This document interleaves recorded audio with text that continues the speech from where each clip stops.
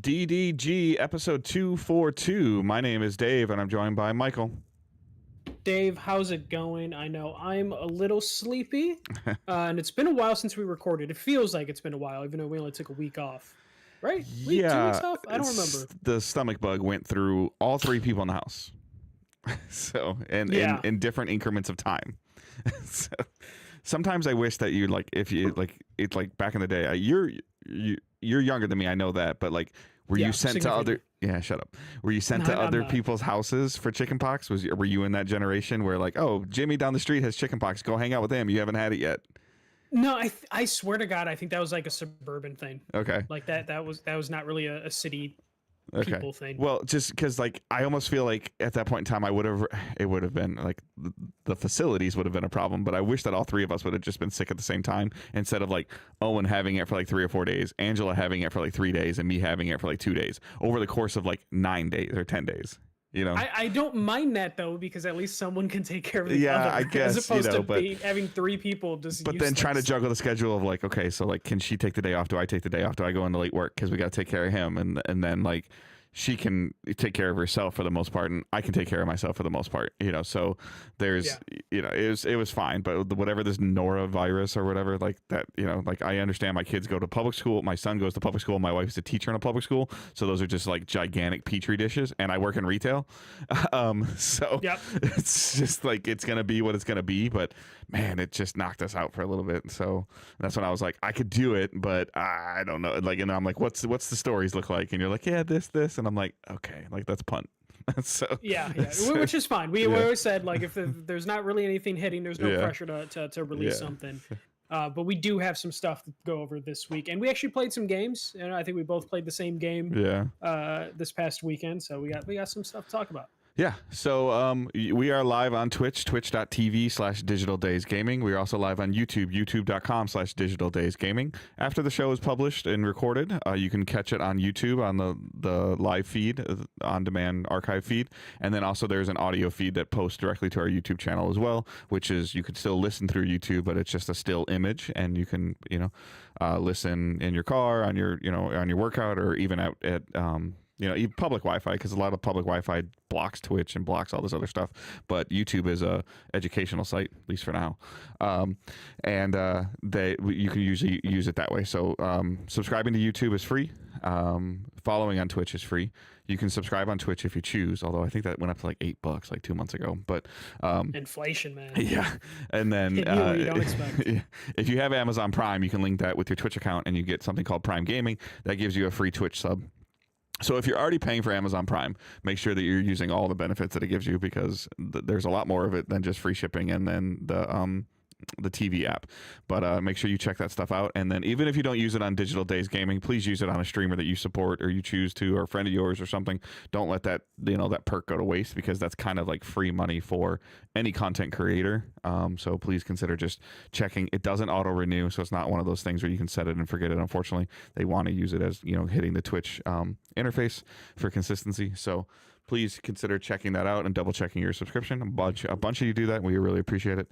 But yeah, other than that, you can subscribe on our podcast feeds, whether that's on Spotify, Google Play, Apple Podcasts, all those things. And if you can leave us a review or share the show, that helps a ton.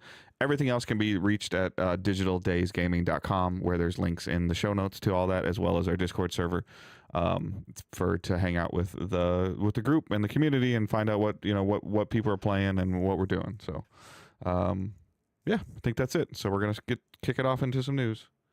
Yeah, so this week we I feel like we're in a little bit of like an announcement low, so we're not getting any crazy stories, but we are getting a lot of like rumors that I feel like we're on a really good rumor streak, where rumors are being like revealed and then they're actually becoming true, as opposed to the last couple years where it feels like people are just throwing shit.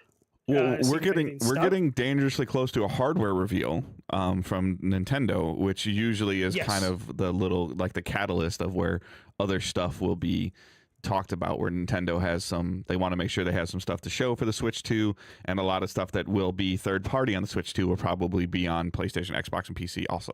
But Nintendo's paying some cash to keep it on their end, probably. Yeah, and this could be one of those ones that that we're going to first talk about that could probably make it over to the Switch too, and that is uh, Oblivion, Elder Scrolls 4 Oblivion remake is apparently pretty much finished development, and it should be revealed and released soon. So this is coming from Video Games Chronicles, and then several other websites also popped up to be like, yes, we've heard about this and it is real. So it's basically the Microsoft and Bethesda are having another studio do a full Unreal Engine 5 remake of Oblivion, which originally released in 2006. This is looking like it's going to have a bunch of changes to gameplay stuff, which is desperately needs because talking about like a 20-year-old game, 360 game. Yeah. So they're doing a bunch of different things. Virtuos is the one that is handling the development of it, and they worked on a bunch of other franchises, usually as like a support studio. So like their list is at like Call of Duty, Tomb Raider, BioShock, Uncharted. Like they help other studios get stuff done, and they're taking on this as a like a full project. Which I feel like we're seeing a lot more of these support studios getting a shot at like doing full releases, which just makes sense because they're used to a lot of the tools from the companies they're helping. Yeah. But yeah, this looks like it's going to have a lot of gameplay improvements. There was some talks about like some blocking changes being made to make it more Souls-like, which I'm super curious what the fuck that means. Because it's an Elder Scrolls game, so I don't know if that necessarily correlates with each other. But yeah, this could be a pretty big release and just one of those ones that Microsoft is kind of just throws out there because they can and because they just have the money and the catalog. I mean, hell, didn't they release like 12 different versions of Skyrim? Yes. So, yeah, and Oblivion is due. Yeah. Oblivion needs a lot of work though. So might be why it took so long, you know, like in terms of the way, like, but this could totally in you know, run on a Switch too, to your point, like you circle back to the beginning of it, like and this would be, you know, a really good announcement on the Switch of like, take Oblivion on the go, you know, and because like Witcher 3, I believe, actually ran, people said that like that port of Witcher 3 to the Switch, I heard did really, really well. Yeah, it was a very lean version of the game, but it did. But for people saying for it to being on the Switch, being on the handheld, playing on the couch, or taking with me, like it's still The Witcher. So I mean, Skyrim, Elder Scrolls 5 did really well on the Switch. So this makes sense. There is a lot of jankiness that people love about Oblivion, and I wonder if how they go about using it. There's only like 6 voice actors in Oblivion, so a lot of jankiness of like characters of the same voice actor talking to each other with the exact same voice. There's moments in the game where outtakes are accidentally in the game where you will hear them like reading stage direction or like random stuff like that. Oh, really? Yeah. So I wonder how they're going to approach that stuff. If you just leave it in, there's like cutscenes in the game that are just part like, of the game's charm now, to your point. Yeah. So I wonder how they approach that in terms of like, are they going to correct some of those lines? There's a lot that can be done to this, and depending on how deep they go gameplay wise, I don't think Oblivion is so sacred that like if they touch the gameplay too much, I don't think anyone's really going to throw a fit. There's a reason why Skyrim has been released a bajillion times. It's because that gameplay still holds up, and Oblivion probably would have been remade a lot, but it would have required a lot of changes to the gameplay that it looks like we might be getting now 20 years later. Yeah. But yeah, this I have a feeling during the. How are you going to feel, Dave, when the Switch 2 gets announced and like half the announcements are just remakes of random games? Because you know it's coming. Yeah, I don't care as long as there is a Mario, a Zelda, you know, like or something there. I would be fine at this point in time with like a full Wind Waker remaster or Twilight Princess remaster or something like that, because I'm not naive enough to think that we're getting a brand new like Breath of the Wild style Zelda right at launch. I'm good. I mean, like they'll pull something. Nintendo has so much, you know, nostalgia franchises that they can just pull something out of their back pocket, and I'll be like, I didn't even know I wanted it, but I want it. Yeah. It'll just be a teaser. And it'll be like Earthbound, and you're gonna be like, oh shit, yeah, you bring Earthbound back. Yeah. So I'm cool with that. I mean, my Switch for the most part is a portable exclusive, you know, portable for Owen, and for me, it's just it's an exclusive machine. And that's really all I need from it and want from it, as long as like those Mario style 2D Marios, 3D Marios, Mario Odyssey 2, something like that, I'm game. Like I still enjoy them, so I'm good with. I know exactly what I have the Switch for, and I'm totally content with it. And when something comes out, I get it. Yeah, I'm in the same boat. I'm playing it for the exclusives, some indies that will run, better now on a Switch 2, hopefully. Kind of where I am with Uh, PS5 also at this point. Like it's, like we'll talk about it, but like my decision for purchasing games now with like just the variety of that I have, it's actually kind of sometimes a hard decision, just with what I can do. I have so much versatility now, so it's almost like what do I have what for, and everything I have, it has a specific niche that depending on what goes on with it, like I pick that platform. yeah, for me, like I'm just waiting for the Switch 2 announcement to happen. They'll probably do an hour, and just I'm waiting for the internet to throw a fit when like all the third party stuff is like ports of stuff that's a Yeah. year or two old, or remakes of really old games, and then people are going to be like, "Oh, here we go again," and it's like, yes, here we go again. This is Nintendo's bread and butter. You are here for the opening trailer that's a Nintendo game and the end Yep. trailer, And which is a everybody's Nintendo gonna game. be that meme of slamming their card on the table.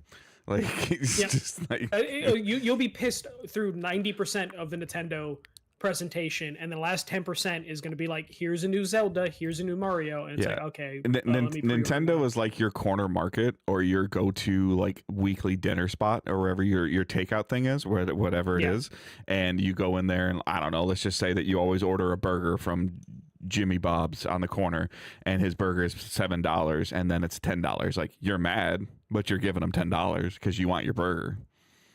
Yeah, Like, yeah, and that's just how Nintendo's gonna be. Yeah. But Nintendo also will justify some of their like price increases enough that you're like, you know what, that fucking makes sense. Mhm. As opposed to other companies, They- which we'll talk about yeah. the price of certain stuff. I mean, in the end, you can talk about remakes, redone, telling the same story multiple times.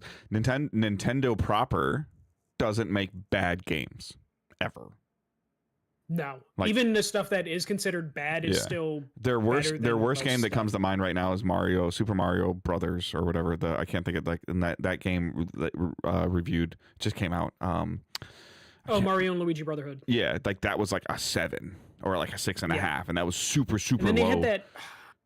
They had that punching game that came out when the Switch first came out. That Yeah. didn't do well, but it was still like probably a 7. Yeah. So like for I mean most like yeah, but places. it's hard for you to find some stuff that you're like and I'm not criticizing, like I'm not making fun of Concord even though they're fun to make fun of. Like Nintendo doesn't have a Concord situation ever. No, I think the closest they have to that is the Wii U Star Fox game was shit, Yeah. if I remember. Well, but I mean it was like also starting a Star sentence with Fox. Wii U. Yeah, yeah. The That Wii would- U is a weird. That's their the black Wii eye. U is probably That's the their only black time. eye. Like that's their Yeah. like in your and my lifetime between Nintendo, Super Nintendo, Nintendo 64, Wii, Wii U, and Switch, and then now to potentially Switch 2, however many I just listed, there's one mistake. Yeah, because the best thing that happened on the Wii U is, I guess you can say Breath of the Wild, but I would put that more on Switch. Was that on And Wii U? then yeah, Okay. yeah, the first one. Because that was one of those ones where they announced it for the Wii U. The Wii U failed, and then they pivoted to like it's a Switch game now, but Okay. they still had to release it on the Wii U. Yeah, yeah. Yeah, but other than that, it was like Super Mario Maker was probably like the other big thing from the Wii U. But yeah, we'll move on to the next story. This is just kind of find it fun, just to show you where things were at one point so recently. So the canceled Twisted Metal game had some more details emerge. So a former employee at Fire Sprite Studios recently had posted like their resume on one of these websites and basically kind of showed some of their work, had some screenshots of some early development stuff. And it looks like this Twisted Metal game, the live service Twisted Metal game, was going to be a third-person battle royale game with both vehicular and on-foot combat. A lot of people are baffled by the on-foot combat portion of this. The screenshots that are out there are very early in development, but the game had been in development for a while. It originally started as a Lucid Studios game a couple years ago, and then in 2022, it became a Fire Sprite game, and then it was canceled sometime last year. And there was a lot of it sounds like there might have been a little bit of a rush to try and get it around the time of the TV show, but then that didn't happen, and then they were just like, oh, let's just cancel it. But yeah, this was one of the 12 live service games that PlayStation was working on, and just hearing it is a battle royale game, not too surprising, but also a very underwhelming thing to try and throw in the market, especially when you're talking about on-foot combat for a Twisted Metal game. Yeah, I mean, this is them going, like, this is Suits in an office saying, what kind of live service game can we make? We own these IPs. Let's just do this. Like, oh, Sweet Tooth is a, you know, is a marketable character, blah, blah, blah, blah, blah, blah, blah. And just poor decision making, like, ultimately, like, poor decision making in general. We've heard, you know, like, similar to, like, trying to shovel Naughty Dog into a live service studio, trying to, you know, potentially, like, I'm sure at one point in time that Sony Santa Monica was doing something God of War live service-esque. I mean, we found out that Bluepoint was working on the God of War live service game. But I promise you, Santa Monica touched it first. Oh yeah. So it's just, like, kind of one of these things of just, like, I you can potentially find those things, or, you know, like, or Insomniac, like they were trying to take their single player franchises and make multiplayers out of them, which is, you know, which we've seen not really be a good idea unless it comes together. Like, Killzone 1 had multiplayer, or no? Yes, it had a multiplayer on PS2, which I think some people try to revive that. Okay. No, my whole point was, like, when you launched the Killzone franchise, it had single player and multiplayer. You know, and then, you know, similar to, like, Call of Duty, single player, multiplayer, Halo, single player, multiplayer. These pillars of the first person shooter, or these pillars of continuous play games. Like, I mean, I'm not even really talking about live service games, but I'm talking about, like, don't, you know, finish the campaign and walk away, like, opposite of that. Those games had a hook of, like, oh, you like single player games, cool, buy it, there's a great story here, and then see if you like the multiplayer, or, oh, you like multiplayer, buy it and see if you like the single player. But then, like, the next example is when you start looking at something like Uncharted 1 and 2. I don't think only 2 and 3 had multiplayer. Two had it. Okay, I'm sorry.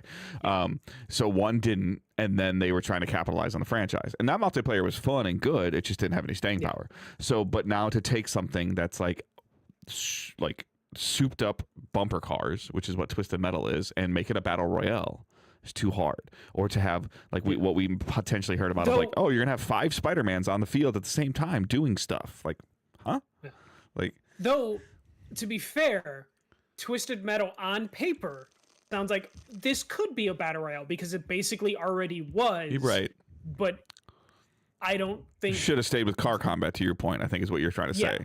Like, they couldn't scale it to be like, because your map would have to be humongous for car combat, though, because of how fast you could get a car going versus how fast you can't. And then if you're customizing your car too much, then it's just like, is this really Twisted Metal? Is this, like, I mean, just your look at a Rocket League arena for 3-on-3, 4-on-4. Yeah. And think about 3-on-3. Yeah, think about 100 car battle royale. Like, how big that map would have to be. Like, yeah, especially if they would balloon it up to 100. Right. It's like, this is going to be too chaotic. Just consider how big the Fortnite map is, and in theory, it would need to be bigger than that. Yeah, like, so you're talking about ice cream trucks and tanks having to run around. That's a lot. It's cool that we're finding out about this stuff, but, like, there's just some of this stuff where it sounds good on a whiteboard, and then you really try to, like, make a game out of it, and you're like, Well, that could be one of the things to where I'm not going to say Bungie had a part in it, but on paper you're like, this could work, and then Bungie's just like, will it work in 6 months? And then they're like, we didn't think of 6 months later. We just thought of day one when we had a bunch of people playing. Whether you like him or don't like him, the continuous player development, like, president sits on a thing and says, so why do I play on Tuesday, Wednesday, and Thursday? And they're like, excuse me? Like, okay, like, cool. What happens at 6 a.m. on Tuesday? What are you talking about? What happens at 6 a.m. on Wednesday? Why does that matter? Because this is what you're trying to accomplish, and this is what we've been doing for 20 years. You know, or for 12 years or whatever. Yeah. And that's anybody could have that same conversation, though. Like, somebody from Epic could still say that. Somebody from we're having that conversation now. Yeah, somebody from on the Apex team, of just a consultant of, you know, just there's that dopamine hit. Like, how do you accomplish that dopamine hit? And unfortunately, Sony has not been able to do that in my time of covering video games in a multiplayer-esque aspect. Continuous Yeah, they've had multiplayer aspect, multiplayers so. that have they've had multiplayers hit for like 6 months Yeah. at a time, but like long legs, they've just never been able to do. Especially when you're talking about like a battle royale game, you have to be playing to unlock something because it's not about just getting the victory, and it's just like, okay, so like, is your Sweet Tooth? Am I doing a custom character? Yeah. And then is that it's just a car combat name with Twisted Metal, or car combat game with Twisted Metal? Because I guess you know more than I do, but like when you're saying Yeah. that, it's making me think the Anthony Mackie character in the show, is he a Twisted Metal character? I don't think I didn't think. I think he was I think he was a new. He wasn't yeah, canon. he's a new character. Right? He's interacting with Correct. Named characters. So but to your I would point, say then, he's are not- we making our own Twisted Metal avatar, or are we taking over an avatar? Yeah. Yeah. And then at a certain point, if I'm customizing it too much, I'm gonna lose. Yeah. Does somebody else get to Twisted control Metal. Sweet Tooth? Does Twisted Metal have enough? Is it like Sweet Tooth, like an event boss that everybody kind of goes to the middle of the map? What do you do? Yeah. Like there's so many questions you can ask of like how something works or why it works or why it doesn't work. And it's hard. Like, I mean, I obviously, like, I've never even made a game, but to find that niche, like Fortnite found that niche, love it or hate it or like it or don't like it, Bungie found that niche. They had their own world, their own characters, their own thing, and Fortnite's gone completely off the rails. But then, Marvel Rivals currently right now has not necessarily found their own thing, but they've been able to find their niche with something else. And we're already though starting to see that lose a little steam, Yep. even though it is like the biggest played game right now. And Overwatch found it with potentially canceled Titan characters, like from what we've been hearing of like this was supposed to be like a successor to World of Warcraft that turned into Overwatch. So those are like some of those accidental things. I mean, people forget like Fortnite was a tower defense game. Yeah, So that wasn't actually terrible. Right. Like, I'm so sad they destroyed that. Yeah, game, and 'cause then I actually liked OG. and then all of a Fortnite. sudden they saw some people like fighting each other and like, oh, let's like spin it off and have some fun with it. Boom.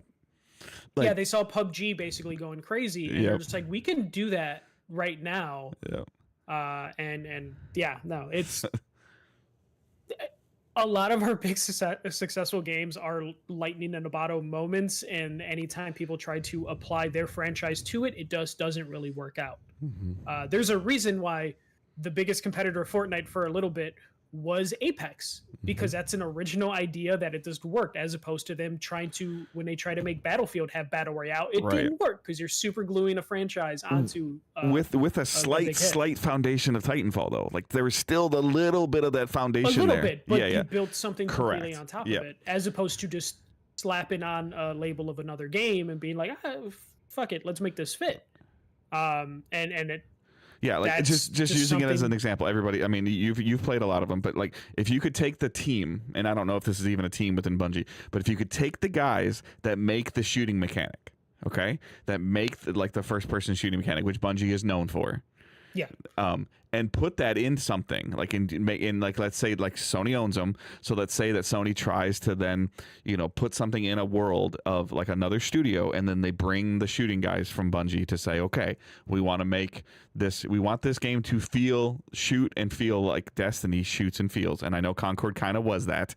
yeah, I was gonna say, because those guys because Concord did have shooting that felt good. Yeah.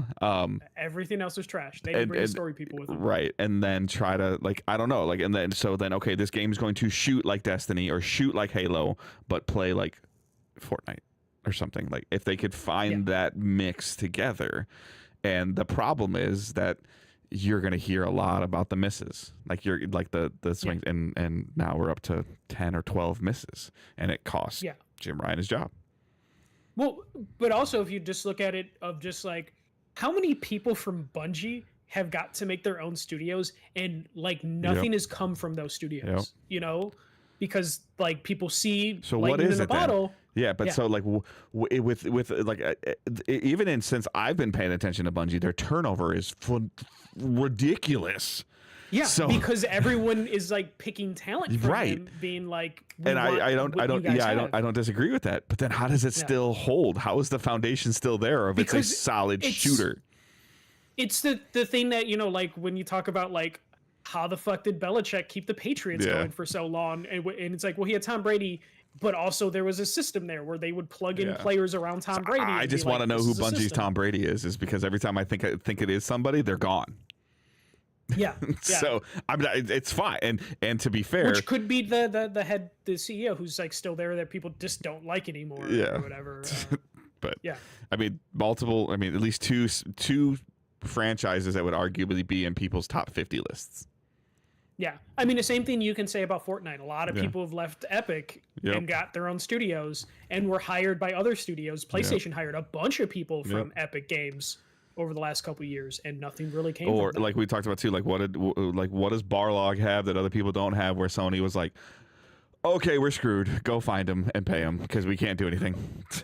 We were just talking about one of the founders of, or one of the co-creators of Halo. Yeah. That dude's bounced from publisher to Yep. publisher to publisher, Or- and nothing's come of it. Or Amy Hennig without Naughty Dog. Like we're gonna get to it. Yeah. But like, Yeah. okay, like you're this amazing free agent, but now you're away from your system to your point, and you're not producing. Like you haven't produced yet. I hope that whatever she's producing is great, but it's just like we're gonna see it soon. What is Insomniac without Ted Price? Like we're gonna see it, and we're really close based on how it sounds like he's talking and interviewing. I think Intergalactic is probably Druckmann's last game.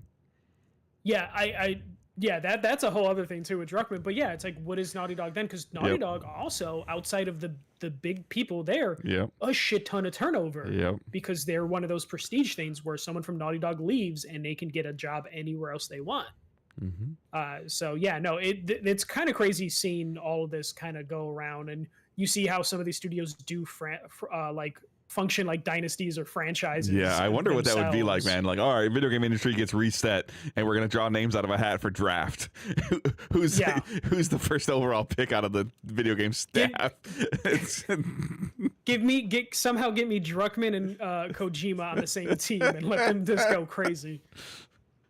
But yeah, no, people are always hopping around, and it's just kind of interesting to see how some companies still function, some companies don't. Yeah. But speaking of Amy Hennig, we have a kind of an update on Marvel 1943, Rise of Hydra. So according to one of the voice actors, I believe the voice actor of Black Panther, the game is apparently supposed to come out, what they say is around Christmas time, which I would assume would be holiday time, because releasing it around Christmas is crazy. Please don't do that.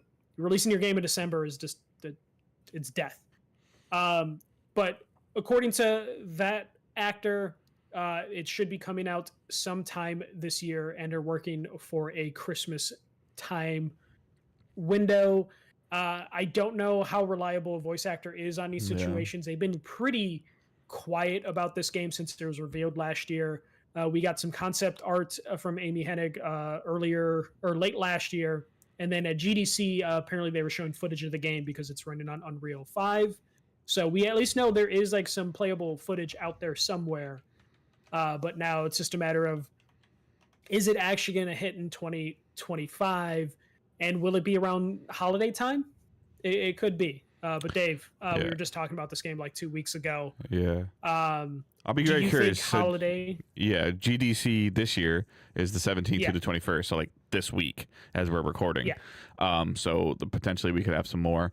I think a voice actor saying Christmas is essentially him just miscommunicating what a video game publisher would say in holiday.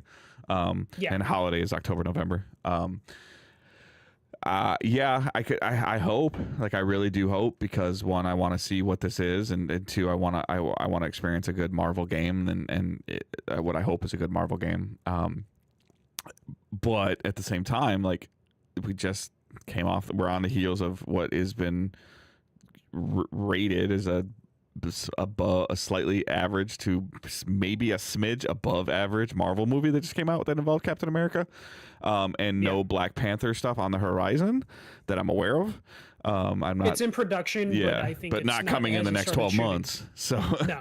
So which I feel like this is their window. Then it's like after Captain America, before the next Black Panther, release your Captain America Black Panther game, because you don't know. Yeah, I'm with you. If you can't get this out by election day, you need to kick it to Easter-ish, to March, April, like not December, January, February, like maybe February, maybe.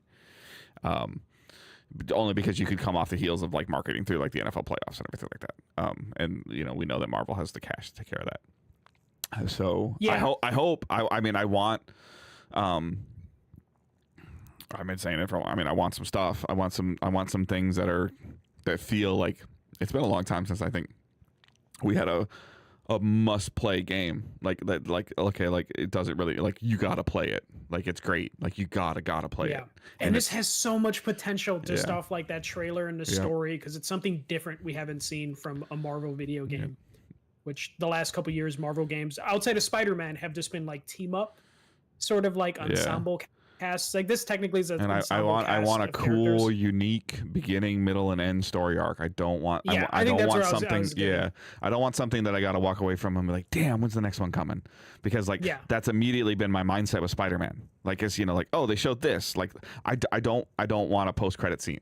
Like, I want this to be a introduction to two characters, which, you know, like the pre-Frozen Captain America, pre-T'Challa, Black Panther.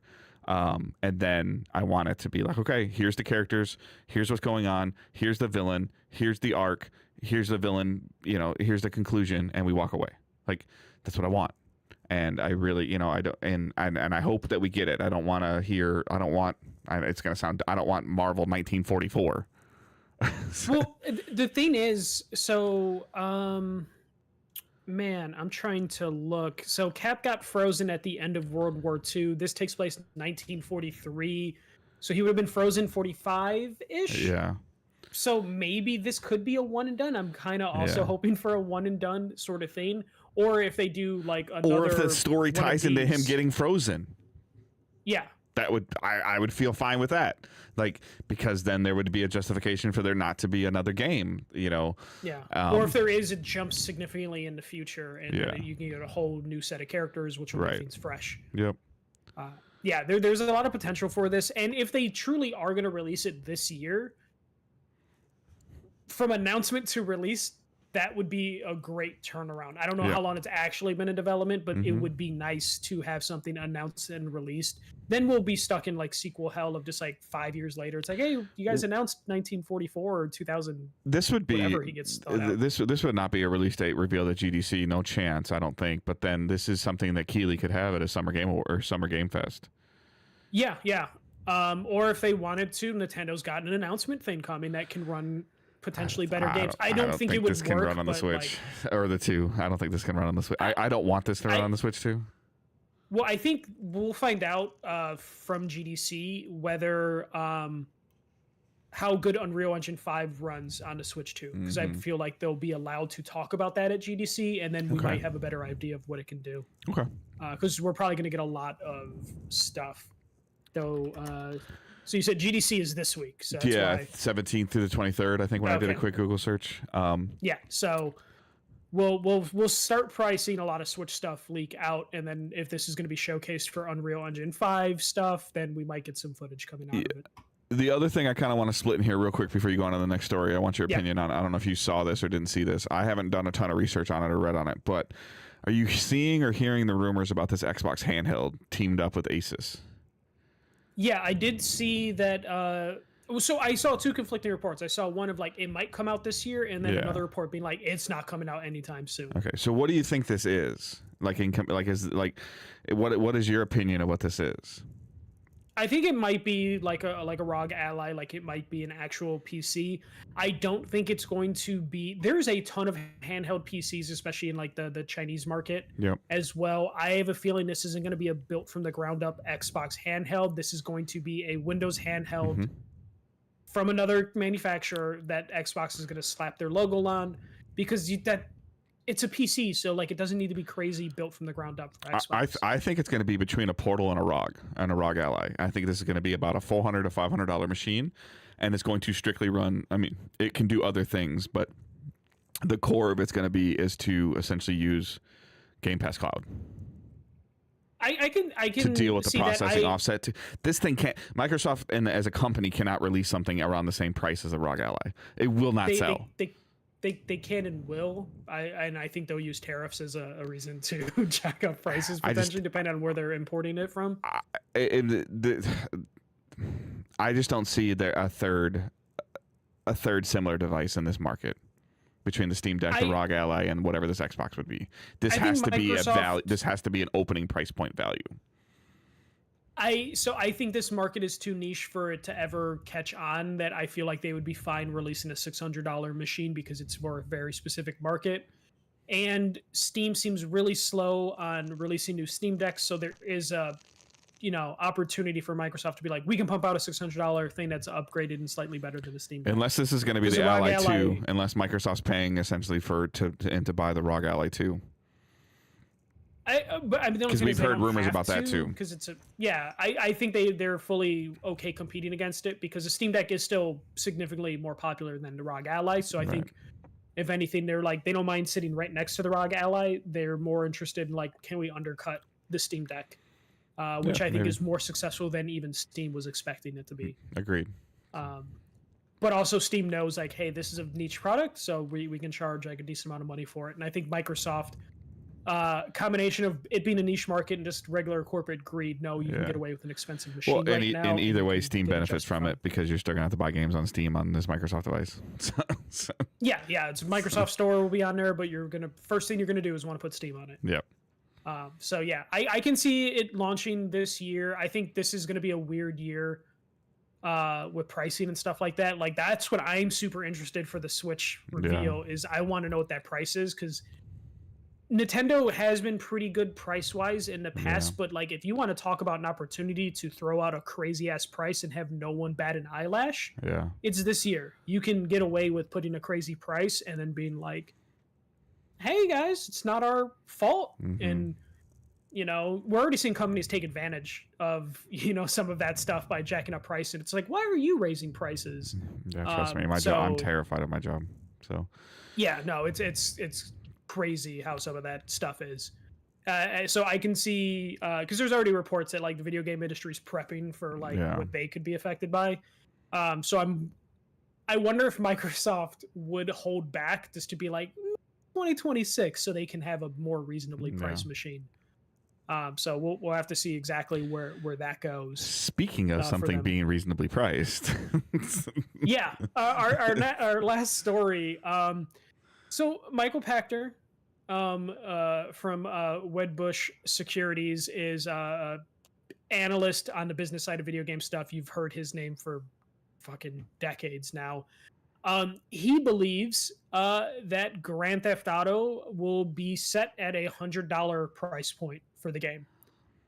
So speaking on his podcast, I believe, or to his analysts or to his clientele, because he's an investor analyst. So he tells people that don't know gaming what they should invest in. So he's coming at it from a very different perspective than most people do. He believes that Rockstar and Take-Two could end up charging $100 for GTA 6. And we're talking about $100 for the base game, but how he feels they will justify it is it's the base game with online, GTA Online, and a bunch of in-game currency, credit, and items, so people will feel more accepting of $100 price tag. He points to Call of Duty being successful with like some of their premium edition stuff, saying that since they started to introduce like those premium editions, they've seen like a 40% increase in their total.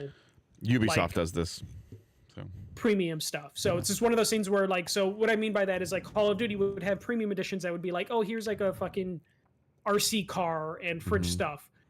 And those did okay. But then when they switched to premium editions of like, here's a bunch of digital shit, they saw a significant increase in selling those than selling like physical goods. Same thing with the gold editions for Mario Rabbids. Yeah, all these Ubisoft games. So Avatar, everything. Yeah. So he feels that $100 price tag could be justified by Take-Two, basically because there's such a high demand for it, and GTA Online was so popular.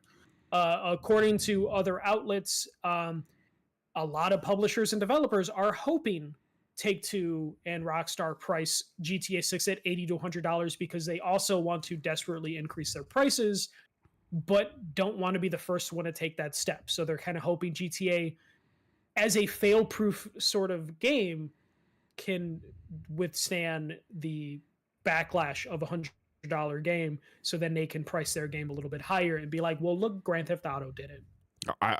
Please, like 100%, please do it. Take Two, do it.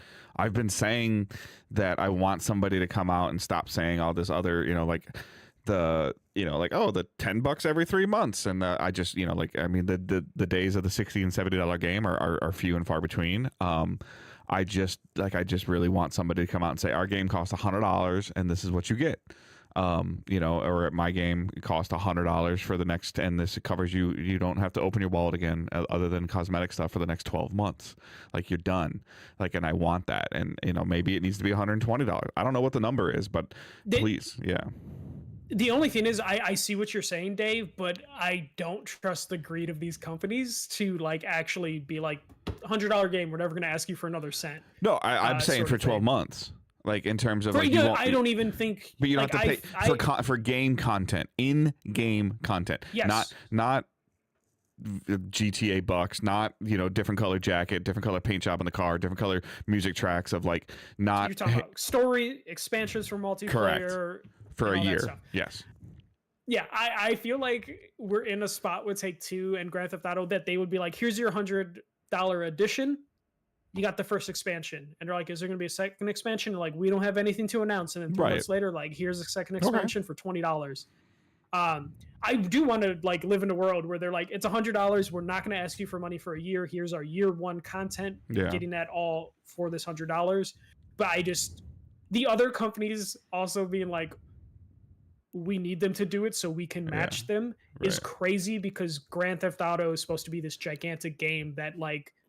And to be fair, they really haven't done expansions to GTA 5.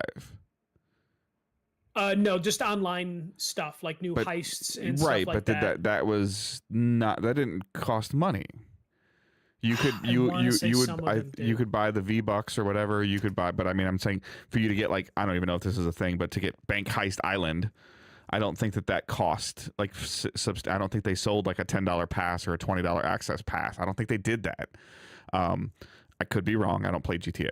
I also won't play GTA. I probably won't play GTA 6. So I think it was like a crazy system to where if you wanted heists, there was upfront costs in terms of in-game money. So you'd have to have a certain amount of in-game money so then you can do heists. Okay. You could buy. But in terms of like for what you were getting for $60 at the time, like it was arguably like the best value in gaming, like in terms of like what you got in GTA 5. Yeah, in terms of like what their online ended up becoming, it took a while to get there, but yeah. But even just the campaign and access and like the that was the one that had the 3 different protagonists, right? Yes, yeah. Okay. GTA 5. Yeah. One thing I'm curious about this, if they do say like, okay, here's $100 edition, there's no other edition, it's gonna have online extra bonuses and stuff like that. What do you do with GTA Online for 5, which is the moneymaker for them and has been the moneymaker for like 10 years now? Yeah, how do you get them off 5 on a 6? How? Yeah, though? If you're like, no, hey, that's what I'm saying. Yeah, how do you get them off 5 5 on a 6? Yeah. Especially if you're like, the only way to get to 5 to 6 is spend $100, and you're just like, what about my apartment? What about all my cars that are in, my current GTA Online? What do you do with that? And could this backfire on Rockstar if they get too greedy trying to get people to jump to, and they don't? Do you sell a $60 or $70 digital only SKU that's only accessible to players with X amount of bucks in 5? That ends up like they end up taking $30 or $40 or $100 of the GTA digital currency to say, okay, you want to transport your life from GTA 5 to GTA 6, buy this, and I'm going to use air quotes when I say this, buy this PlayStation $10 upgrade that we're seeing for like Days Gone and Ghost of Tsushima style thing. It won't be $10, and you can then take your GTA life and put it in 6, but you have to buy this version. You have to buy in order for you to have access to the $70 version of the game, you have to have $100 million in GTA money. I don't know. Yeah, good, because that's the thing. Like, if you're building a new like ecosystem, and you know, like they How did have the to find a way transition from to, 4 go? 4 didn't have like a real multiplayer that Okay. was like a living Okay. world. Yeah. It was just like lobbies. Okay. They built a living world basically with 5, so like they have a really tricky situation in terms of just like, okay, we want people to jump to 6, but we also can't afford to lose the revenue we get for 5, so we need all those people from 5 to jump to 6 right away. But they're going to be in situations where, like, if you can't transfer your money from 5 to 6, you have people that have spent Fuck you, I'm not going anywhere. an ungodly Yeah. amount of hours in that Yeah. game that don't want to lose their billions of dollars if they transfer. And then also, if you do allow them to transfer, yeah, and if you do allow them to transfer, then they can do whatever, they can buy whatever they want in 6, and then they lose their incentive to play. This is not Rockstar style, but Rockstar needs to come out and have a GTA day. And they need to come out on a stage, whether it's in New York or LA or wherever they're, Chicago, wherever the hell they're going to be. And they need to put some people on stage and be like, hey, GTA 6 is real. We already know that. This is the day it's coming. And this is how this transition is going to go. Like, they need to start, like, and I'm sure that there's some top tier GTA creators that they need to bring out there, and they need to cover it, and they need to let them know. And there needs to, I didn't really even think about that though, because of like, we're talking about, this game came out on PS3? Question mark? Yeah. Yeah. Yep. So 10 plus years. Yeah, I mean 9, something like that. And certain games after certain times have had cold resets, and the communities have not reacted well to that, like to full resets. And then like the thing that's even harder, and I don't know enough about GTA to speak any kind of depth into this, but are you gonna have to like re-earn something that you paid for? Like, that's a lot of Destiny got a lot of crap for that. Like, Destiny got a lot of crap for that. Oh, you made me buy Destiny 2, and then 2 years later you made me go back and earn and pay for again something I already had in Destiny 1, and you just didn't give it to me. So there was, like, you took away all my weapons, you took away my cosmetics, and now you're selling them to me again. And so now, like, oh, I want my GT Mustang, with my that I spent like real money to like acquire. That's in my garage in GTA 5, and I can't bring it to 6, and you want another $50 for that? No, like that's or like if they do a thing where it's just like, okay, you can bring your character between 5 and 6, and it's like, well, can I go back and forth? Or is it a one-time transfer and my character's now in Florida with no money? And like, there's no way that GTA 6 online and GTA 5 online will cross, right? Like, there's no way that if I'm playing 5, that the only way. So like, I don't think it's possible because of all the new features that they'll add to 6. Yeah. But what they could do is your physical character can transfer between. Yeah. And you treat them as 2 separate like servers basically, Okay. but you would need both games in order to do that, because it'd be weird if like they just had like a hub. How did Overwatch handle 1 to 2 like that though? They killed 1. But what did they do about the cosmetics and stuff? Like, did you? You still had your cosmetics, but at that point it wasn't that big a deal. Yeah. But we're not talking about but like one was already declining, and GTA's either. I'm sure GTA is declining, but GTA's decline is significantly different than the other game's decline. GTA's decline, to Michael's point when he always talks about spikes and peaks and valleys, GTA's decline is like walking down a barely angled ramp that you can barely realize, like you turn around and realize that you were walking downhill and you didn't even feel it. Like at an amusement park, like a slight decline. Yeah. So like right now, there's currently apparently 400,000 online players on Grand Theft Auto right now. Okay. Across all platforms, across all Steam? Platforms, okay. according to like some like skimming things. Yeah, gotcha. Apparently active players, it's still like as of June, according to Google, this could be wrong. Yeah. Active users in June 2024 is about 25 million active users. I was gonna say, 400,000 on a Thursday night in March. Like, that's good. Yeah. Tons and tons of company will take that for a 10-year-old game. At its peak, it was over 30 million like active users. And now apparently last year they were down to like 24, 25 million active users. Okay. So like you're talking about a lot of people, and this is Grand Theft Auto, so a lot of people will just jump because it's Grand Theft Auto and they want to see the new single player game.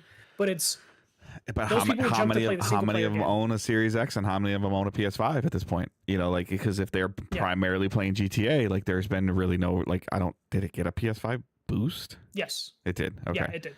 right. It got a. It's been released like 3 times. It made 3, 4, and then 5. So yeah, Okay. like those people are on there, and GTA Online just gets updates, and I think they killed GTA Online for PS3 Okay. several years ago. So like they've been at least keeping it active on PS4, PS5, but at a certain point, they might have to make that tough decision of like, yeah, we're just gonna kill it, Mhm. and deal with it basically. Do you think that they'll do that right up the launch? Like they'll be like, okay, you get a month.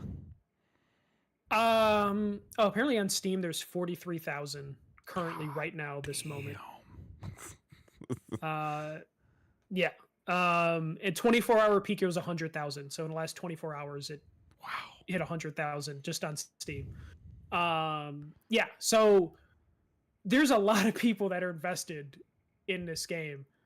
That it's I don't know what they do, and I can't wait to see the backlash and to see what they do. Like to your point, they need to do an un-Rockstar thing of a presentation of Mhm. just like it doesn't even have to involve any of the single player stuff. It Right. literally needs to be like we want to talk to all our GTA Online players, and like we have not forgotten you, and here's the process to transfer your money. Yeah, like what or- if that's like a state of play style thing? Like maybe you don't do like a press conference thing at a venue. Like maybe you put I don't know enough about this to say this, but maybe you put the head community guy and with the head director and put them a camera in front of them and do a fireside chat style thing, and they have this conversation and they talk about it and what it's going to look like, and they release a detailed blog post with links and stuff like that. Like I mean the only perception I have is what when Destiny talks about like how this is going to change and what's going to happen here, and that wasn't even transitioning games really. But they need to do something. And the other scary part is like, how do you communicate that to the non in the know players? How do you communicate that to the head down GTA player that just likes to have fun with their buddies? Splash page on the GTA Online of just like, hey, we're going to talk about the future of this thing, and then you play an in-game video or something. Make it Rockstar can do make a it an in-game event where the guys are like make it a cutscene in the game. Like I don't know, hey man, we all got to move. Like they're gonna nuke the planet, they're gonna nuke the island or something like that. Like yeah, we're gonna destroy California, and the only safe place to go is Florida. Like, I don't know. Like it didn't dawn on me until like this Michael Pachter stuff prediction came out a couple days ago. To where I was just like, yeah, their ecosystem is going to be something that like other studios then are going to study. Like if they are successful with this would be like releasing Fortnite 2. Yeah, no, if they're successful with this, Epic might be like, let's see what we can do for Fortnite. Bungie might be like, Destiny 3 sounds like it's possible now. Like a lot of studios will look at this not only for like, hey, we can charge $100. Maybe a new World of Warcraft is in the cards if we can follow that mantra, that cadence. Yeah, and a lot of them will end up failing because they're not Grand Theft Auto. League of Legends 2, like I don't, like. And there's been on and off rumors about like League of Legends for a while. A lot of these companies need to know, because you can look at what Overwatch did, and Overwatch failed. Yeah, but you have a ton of games. Wow, League of Legends. Like these games where like they're just, Apex, they're EA's rooted. been constantly going back and forth on it. Yep. But yeah, we'll see where this goes, and hopefully we find out soon what their plans are. I'm not even a GTA player, Dave. I don't think you are really either, but we are fascinated by the business, the side analytic of part of it. Yeah, like let me see, like. Yeah, we'll see. Because we're talking about potentially this. Like the rumors are that this game is coming out in October. Yeah. So like, there's already like this is a game that gets talked about like when I get my in the barber shops, like when I get my haircut, people are like, oh, like well, I'm like, yeah, GTA. I keep telling people it's not coming this year. Like I don't really think it's coming this year. But to your point, and now like everything you just mentioned now just revalidates my thought of it's not coming this year. I hope I'm wrong because like I get like we're launching a new title like this for the hardware business. Fascinating, like super fascinating. Just to see it's going to be like college football, yeah, where people were times buying... 10. Yeah, times 10. Yeah, exactly. But I just want to see like what the change would be. Like I mean, like if there would be a change, like would this move Xbox hardware over PlayStation hardware? Like I don't know. Like the GTA player is very different. Like very it's different. Whoever gets their tag at the end of the ad. Yeah. Like there's going to be a competition between PlayStation and Xbox of who gets their logo. And we're at the in end March. Of trailer. And if we're talking about November, like where is this marketing going to come from? Like obviously we're going to have huge marketing in September. And the biggest marketable thing right now is, I mean, as much as people hate it, the biggest marketable thing right now is football, college football and pro football. And so you get that month, in September essentially to market the mess out of it. But at the same time, like I feel like we need a date by the NBA finals. Right? It's a big enough franchise that I don't even think you need to do the 90-day window. Wow. But if you have to answer all of these questions about transitions, like no, you have to answer that. But yeah. The release date itself, I feel like they can take as long as they want for that. But they have to answer questions before that. And they can play around with the date. So you're saying that you think they can get away with possibly advertising the NBA Finals GTA 6 fall 2025? Yeah, because that would be more significant confirmation than Okay. what we've gotten before. Okay. Or they could just throw, a generic month on there and be like, was it beginning of the month, end of the month? And I know probably a good chunk of you don't listen or don't pay as much attention to sports as Michael and I pay attention to sport. I would argue I pay a little bit more attention to sports than Michael does. But the NBA Finals and the NFL are, other than I would say like world news or something like that, is probably some of the most watched eyeballs of who they are marketing towards. Oh yeah. Even like the NBA is down right now, but when they put a game on ABC, like 3 to 5 million people watch it. Like in terms of who they're marketing towards, the male, it's still a male, but the 18 to hell, I don't even know what you want to call it now. The 18 to 45-year-old. It's NBA Finals and it's NFL and college. And also, Grand Theft Auto is a billboard sort of correct franchise, so we'll see bus ads, the billboard ads. You'll see a bunch of GTA which is stuff. Kind of why I'm surprised that we're not seeing a couple accidental leaks yet as we're getting closer, like images and after those huge leaks. I know, from that kid but I mean now you're talking about bus decals. You're talking about billboards. You're talking about like some of this stuff is getting a little outside of Rockstar's offices. It has to be. Have a factory that their whole job is someone waiting for the phone, waiting for someone from Take-Two to be like print, and then they hit print. They're like October 10th, and then they hit print, and then they're good to go. Hey, Michael, you got this new job, but I haven't seen you in in 3 months. Yeah, man, I have to live in the basement. They got these really cool apartments, but I'm not allowed to leave the building. What? Like, what do you do? Don't you print flyers, right? He's like, yeah, but I mean, like, I signed this contract, man. I can only leave with. Do you see this guy over here? Like that looks like Secret Service. Like, yeah, I mean, I'm just trying to get some tacos. Yeah. At one point, I'm gonna get a phone call. They're gonna tell me a day, and I'm not no other information. And then I'm just gonna go to my computer. I'm gonna put the day in and hit print. In a smaller aspect, when I got to play Destiny 2 campaign before it came out, like that's kind of what it felt like when I went out to Seattle, and it's like, okay, I got picked up by Activision, took to the hotel. The hotel that we played the game in is where we slept. It was like, where are you going? And I'm like, they're like, you can't go outside.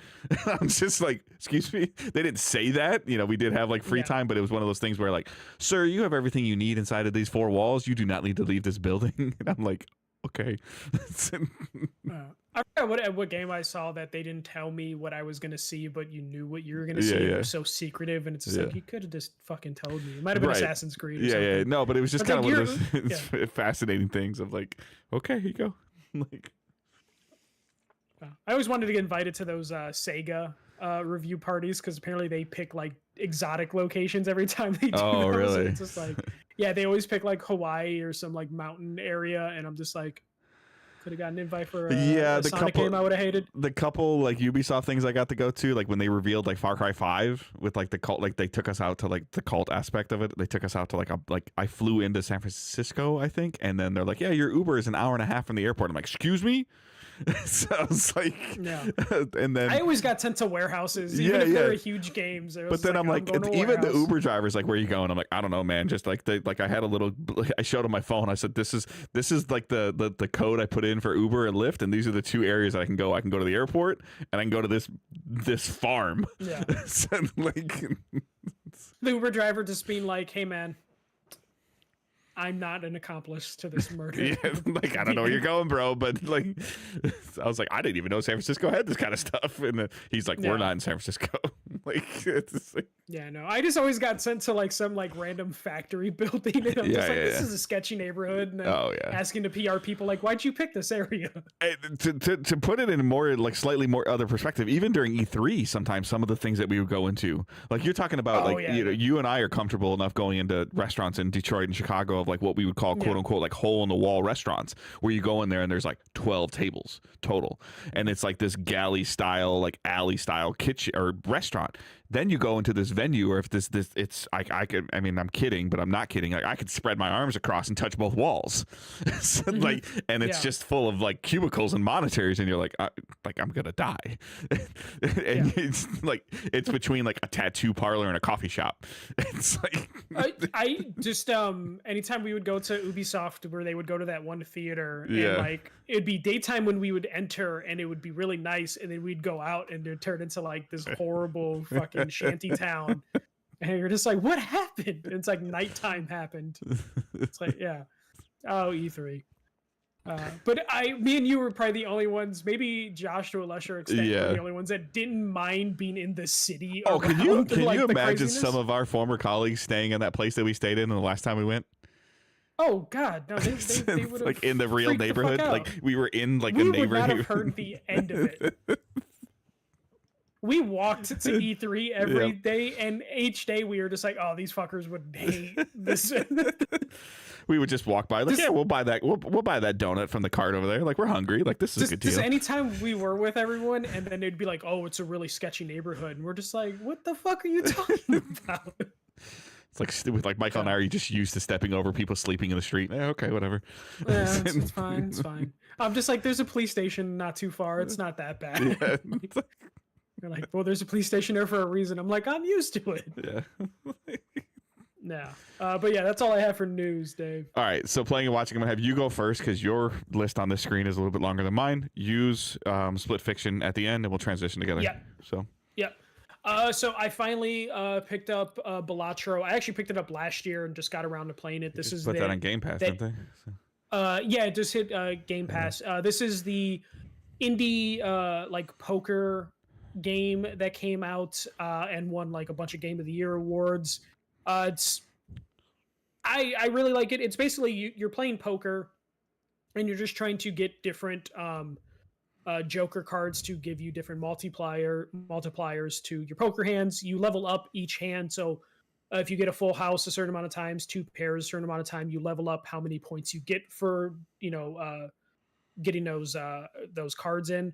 And then the Jokers are wild cards that give you different abilities. So like, oh, you get a 10 times multiplier if you have this suit used or this color used. And you collect different Jokers, and you can have 5 at a time, and you're just constantly like trying to build out like a perfect deck of combination of like Jokers that you have. And then you can also add cards to the standard 52 set. So then you can kind of like get more of a certain type of hand based on what cards you add to it. And this is all done through like random purchases that you get or that you can do, as well as like packs of cards that you open that you can just add to your deck.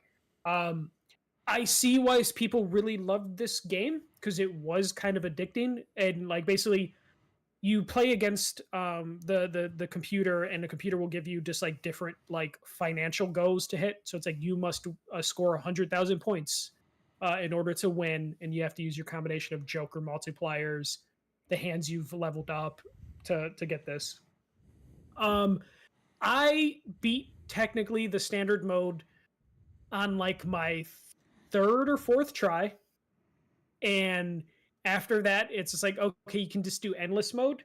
Um, I just lost all fucking passion for the game after like 3 runs. Because after I got into endless mode, I just felt like it just wouldn't end, and then I was just like, oh, this game's not fun for me anymore. Mm-hmm. So I don't know if it was just too short. I just got a good cards dealt to me in terms of just like I just had luck of the draw in terms of like what cards I was able to purchase between rounds and stuff like that. Uh, but I was disappointed with this game. Like I was really into it, and then I guess I got a good run. It was like, you've unlocked endless, congratulations, and then I was just like, I think I'm done. I tried to do endless mode, and it just felt like it wouldn't end, and then I'm just like, okay. I don't know how people consistently play this game, because I think I saw everything I needed to see, and I was just kind of disappointed at the end. But I see the appeal of this game. I just don't know why it just didn't click enough with me in terms of the endless mode, because Dave, as you know, I fucking love Tetris.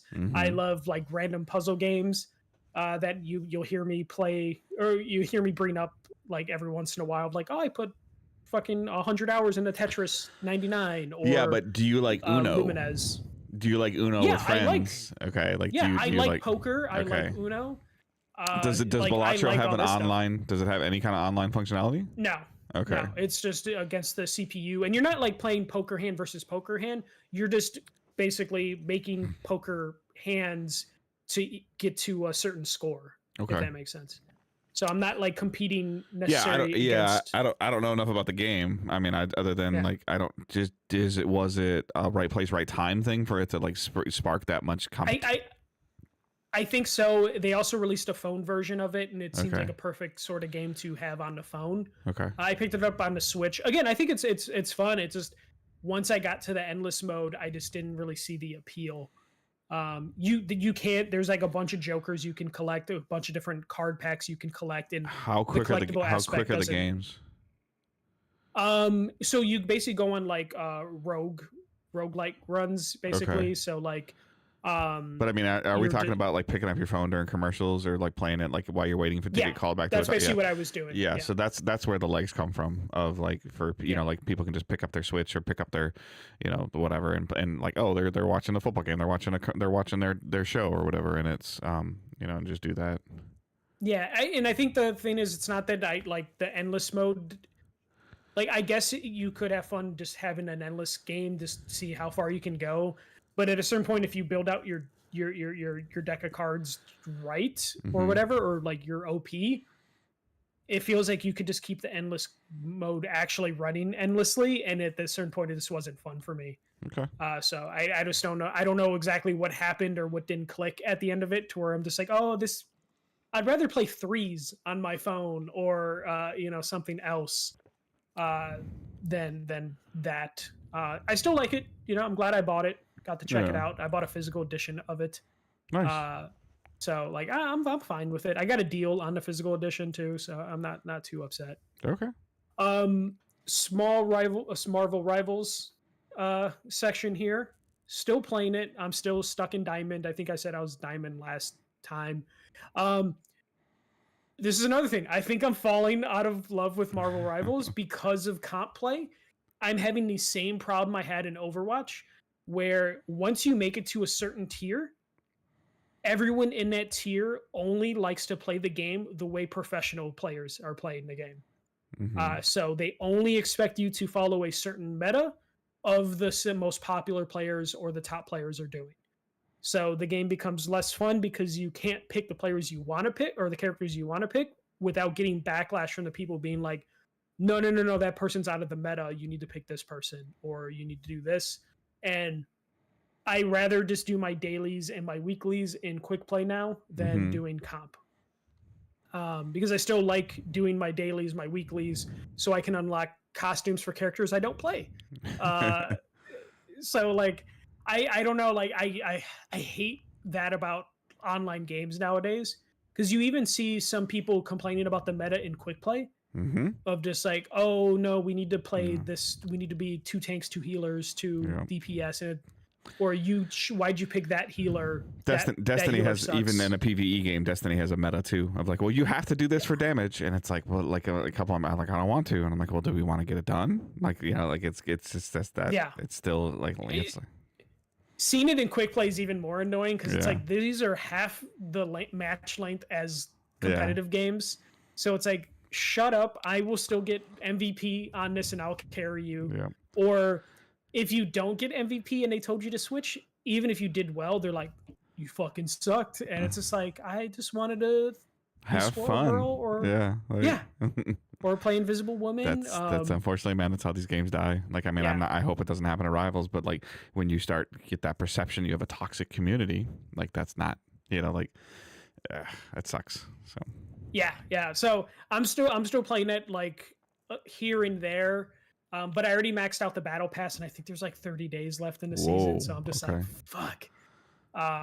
So yeah, they did add something to the battle pass to where now, once you max out your battle pass, if you still do your dailies and nightlies, if you get enough points to your battle pass, you just earn in-game currency that you can use for costumes. Okay. So like, there's an incentive to still do your dailies and nightlies. That's good. And I'm hoping if I save that currency, I can just buy the next battle pass. Probably not, but that's a good hope. Yeah, so. Yeah, because that's how like some other games handle Fortnite it. does so that. Fortnite does that. Yeah. So I'm hoping they copy that, so then I at least have enough for my next, battle pass. But yeah, so that's Marvel Rivals. I am watching Yellow Jackets. That is a show on Showtime. Okay. I think that's about takes place both in the present and also in the 90s. It follows a girls soccer team that's plane crashes in the wilderness and they have to try and survive. That's the part that takes place in the 90s. And then you basically see how they survived during that period and then where they are in the present tense.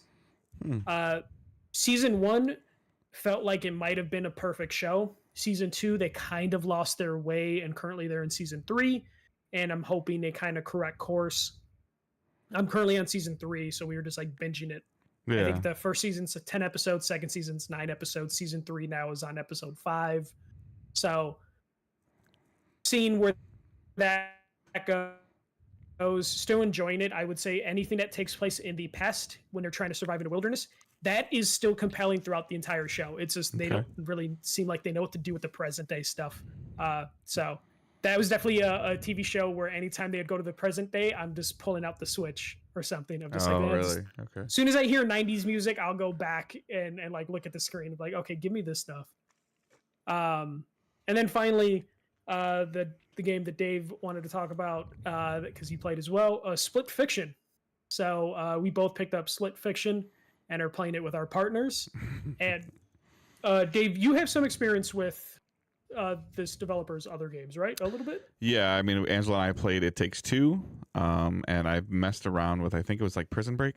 A Way Out. A Way Out, sorry, which is breaking out of prison. That's where I got that from. So, so first of all, as we're going to transition through this, one of the things that I had to do to play Split Fiction as couch co-op, or you can play online co-op also, but playing with Angela, I had over time, we all know that batteries on DualShocks, DualSenses, whatever you want to call them, they're done. They die. We beat the mess out of, I beat the mess out of my controllers. So I have that God of War controller. It was still in a box. So I still have my 30th anniversary in a box, and I'm afraid to open it. Yeah. So I opened this God of War controller. First of all, and I don't know if it ever can, because it's been sitting in the box for God knows how long. It wasn't charged. It didn't have any kind of charge in it, which is annoying. So then I'm trying to connect the controller, and it's like, oh, we need to update the firmware. I'm like, cool, update the firmware. You don't have enough charge. And I'm like, ugh. So, and then it just wouldn't update. I had to paperclip reset this thing 3 times, to get this controller connected. And then that's a sidebar thing. My wife is not good at video games. she's just she's probably listening. The way you said that. Yeah, she's probably listening. She can once she gets slightly comfortable, she can do things. There's a couple things that she got like a little slightly quicker than I did on a couple of them, but she struggles to like move the character with the left stick and move the camera with the right stick simultaneously. Like it just does not compute. That honestly, it's one of those things where if you're not used to doing it, it is actually kind of hard.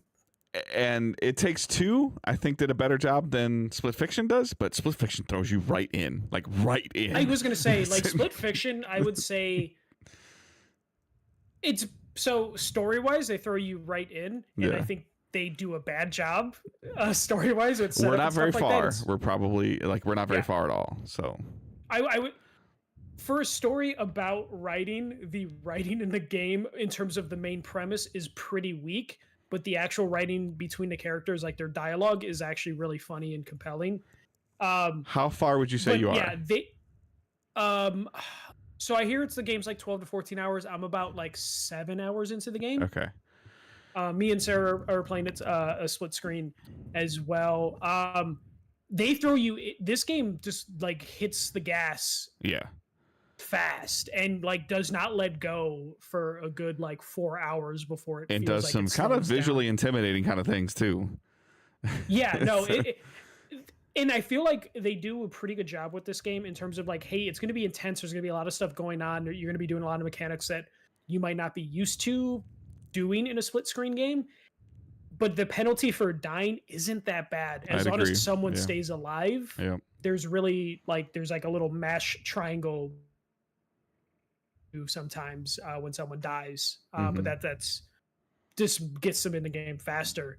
But I would say like I'm super impressed with how they're doing it. The scale is fantastic in terms of just like keeping you interested in the gameplay mechanics. When it does slow down later on, I think that it does a really good job of slowing down and showing you like some beautiful environments.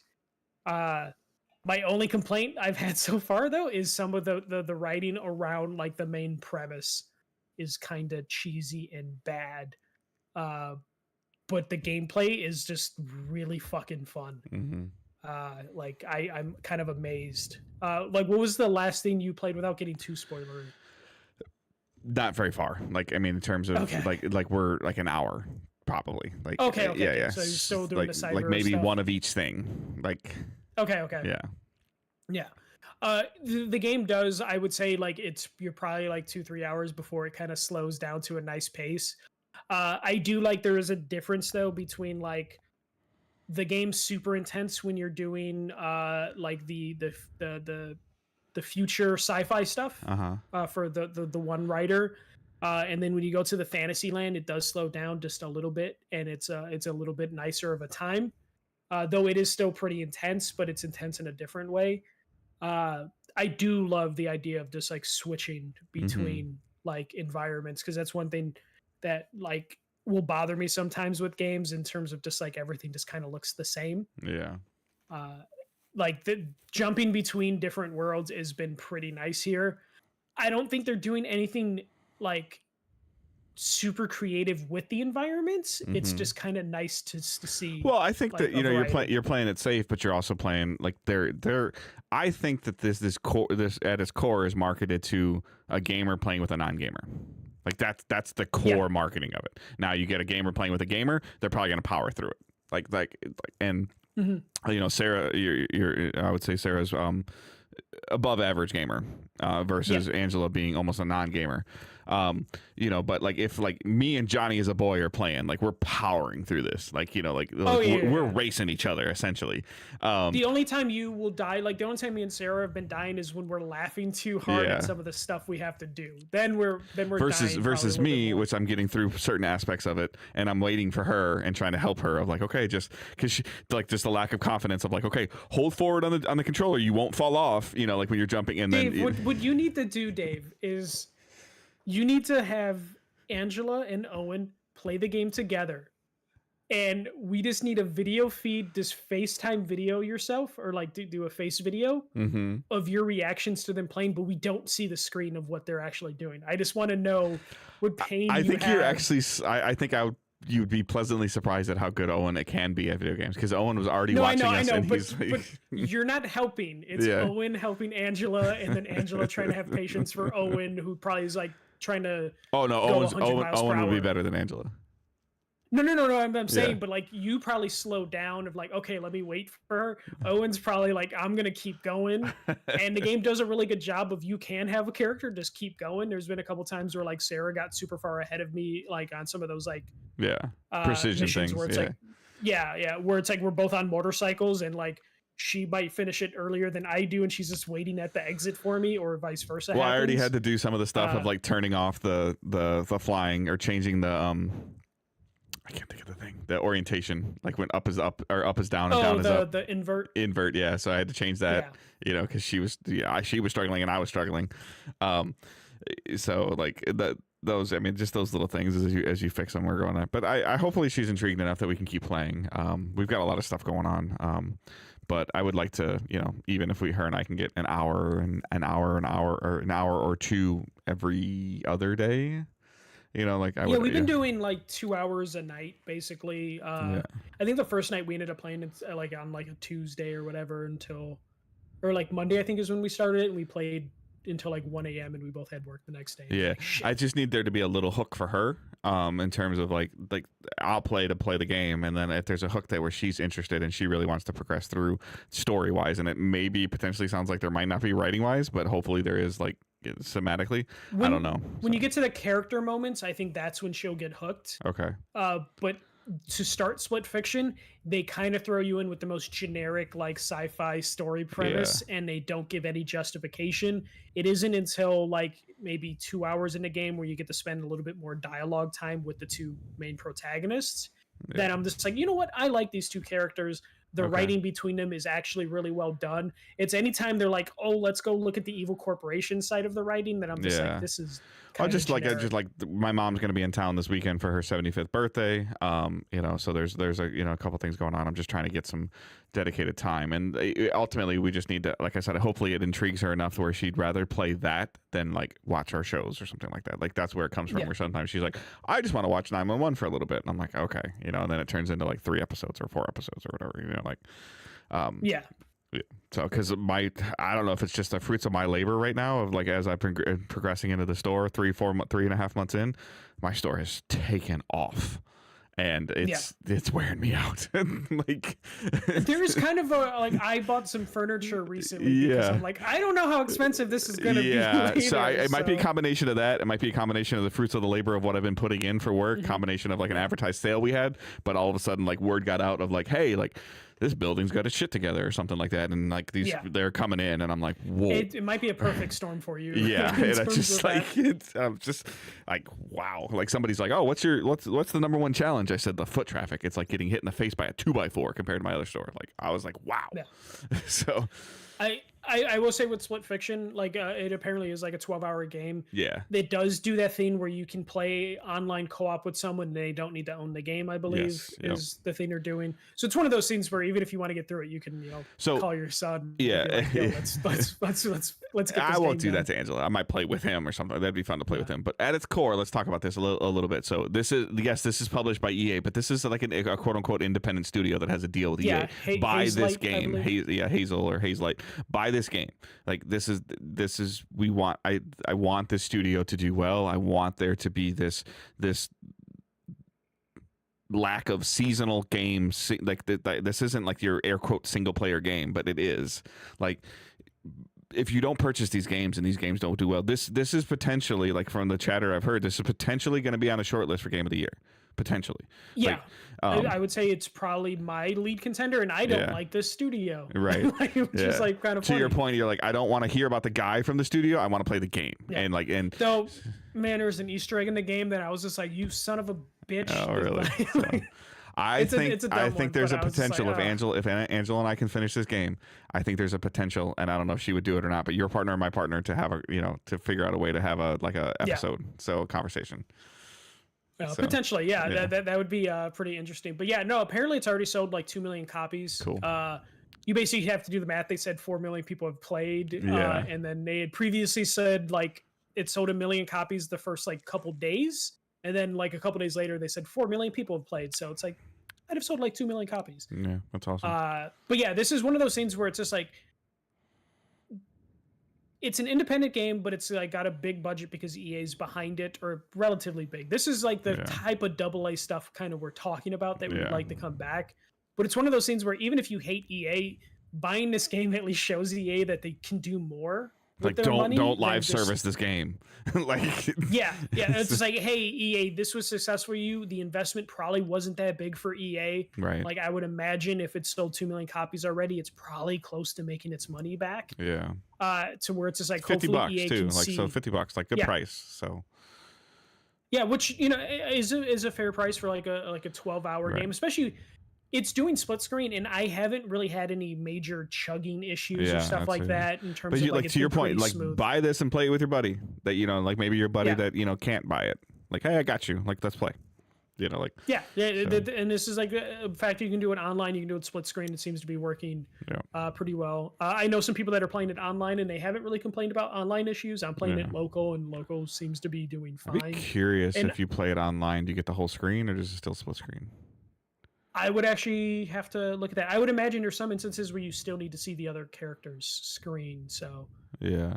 Because that's my only, I guess that would be my only complaint is like I've been so used to playing full screen games and now I'm like, I don't want to play this. And I'm like, I'm not sitting on the right side of the couch. Like, that did throw me off too. 'Cause Yeah. at a certain point, I don't think there's an option, but I almost wanted to split reverse. well, like, no, which for me, side I of the usually screen sit on like the right hand side of the couch, and Yeah. like as first player, it's on the left hand side of the screen, and I'm like, I know it's like dumb to No, say that's this, what but I'm I'm saying. looking, I'm looking across, I'm looking through. Like Angela and I Oh, no, are like that- making I- an X. So, like, It breaks me too, because sometimes I'll like drift and look at the wrong side of the screen. and the few because times I'm they've just- gone full screen, I'm like, okay, who am I controlling? Like, Yeah. I will say, like, if there's some instances, like if you have any issues with color blindness, I don't think they do a good enough job sometimes of making the I could characters see pop that. out. Yep, I could see that because I'm already losing to them when where I don't have a colorblind problem. I just have a vision. Yeah, problem. So, There's been a couple times, especially when the camera pulls super far back. Yeah. Yeah. I'm just like, where am I? like And we're I'm talking like, oh, like I kind of see we're that talking line. like God of War Ascension pull away. I'm like, Yeah. So I would probably have to look at like the accessibility options, because I Yeah. might even turn some of those on, because I just need sometimes a little bit of a boost of color, yeah, because your character is associated with a color. It's like pink and green. yeah. And the controllers, Um, like all the little Easter egg stuff, like the controllers light up. Like my Owen's like, Dad, look at your controller, and he's like, oh, that's cool. Like those little things. Like, so those are all like it's really really solid. Like really solid. So Yeah. There hasn't been a ton of games that come out this year that interest me, and then I took a chance on this one, and I'm pretty happy with it. yeah. Joseph Ferris, you made a good game, I guess. I don't know about your Good other job. ones. I Good think, job. I think if you're enjoying this, I think you and I know I would like It Takes Two. yeah, I you know should that. play it. Like I didn't like you can probably get it for like $20 right now. Like you like If this goes well, because like Sarah's enjoying it too, Yeah. we might try It Takes Two. I know A Way Out wasn't that good. no, It sounds I like would A Way stay Out away from was- that. Like was I don't think she would Yeah. like that as much, but It Takes Two has a little bit of the whimsicalness to it. I think that you guys Yeah. would, and yeah, that's fun. If and same thing, if Angela kind of gets into this one, I might have to go back and start It Takes Two over again and try to finish it. So Yeah. but all right, a little longer than normal. Please send your questions. Hashtag AskDigitalDays. Post them in the Discord. There's a specific place for it. Put them on Twitter, X, whatever the hell you want to call it. Post in Facebook. I still kind of pay attention to that, but Twitter, X, and Facebook are just they're not good for my mentalness. So Yeah. and so like I would prefer like I personally I prefer Discord, but I still will pay attention. Or let us know like where you would if there, I don't know, is there enough demand for Blue Sky? I'm not really seeing much chatter around that. Discord pops off every now and then when something something's afoot. I have been, side note, I have been, trying to get, I was going to ask you because it's probably going to be a little hard, maybe a little easier for you. Do you know any good, near you, are there good like skateboard shops, like skate shoe shops near you? Some, yeah, like in Okay. some neighborhoods. So there's I used to there's live a Jordan Retro 4 coming out next week. That's a Nike SB collab. in. Yeah. And like I'm talking about like like Foot Lockers and the Nike store and the core ones that I know where to get my stuff from aren't getting it. Like I had to I drove like 30 minutes to a skate shop today to enter a paper raffle where I had to write my name on a piece of paper. Like Yeah. So I'm learning about a little bit about this skateboard community of where these shops are, and I'm like, this is interesting. Yeah, so, yeah. So it might be one of those things where like maybe you have some some friends or some pull for me that you can help me out here. Man, the only problem is the neighborhoods that those stores are in are already those neighborhoods where people are going to line up a day before this thing comes out. So I'm just hoping I can get my hands on this. I entered a couple different things, but that's kind of, I do need to post that in the collections tab because I think some people would be a little bit taken aback by my hat and sneaker collection currently. But I'm not. We're kind Are of they the navy blue ones? the white navy with the gum bottoms. Yeah. Yeah. So Yeah. Michael's like, nah, I don't like them. Yeah, they're okay. The pictures they have right now are just like the sneak peek pictures on this website. So I can't get a full look. I'm really kind of hoping to get those just because like they're going for like 225 or something like that, and I wouldn't flip them, but if I win 2 raffles, I could probably get like $800 or $900 for one of these. That's not why I'm trying to do it. I will get them, and if I get my pair, I will wear my pair. But if you get 2 pairs, yeah, so that might be a little bit of a different conversation. So, but yes, I will try to think about posting my sneaker collection. We're kind of in this like massive transition in the house right now as Zoe is moving on and you know getting married this year. So we're kind of like we're gonna redo the bedroom and all this stuff, and we have all these adult dreams that just don't happen. So. But other than that, like, please just, interact on Discord with us. You can check us out on Patreon. You can, Facebook group, Discord server. It's all linked in the show notes. And I hope everyone has a great week and keep moving forward. don't be a dick. See ya. All right. Cool.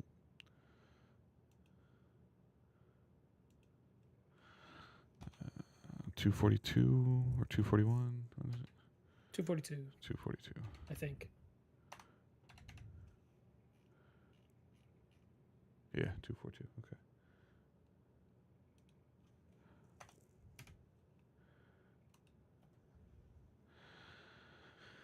All right. Those of you that are hanging out on the stream, thank you for hanging out. Appreciate it. And everyone have a great night.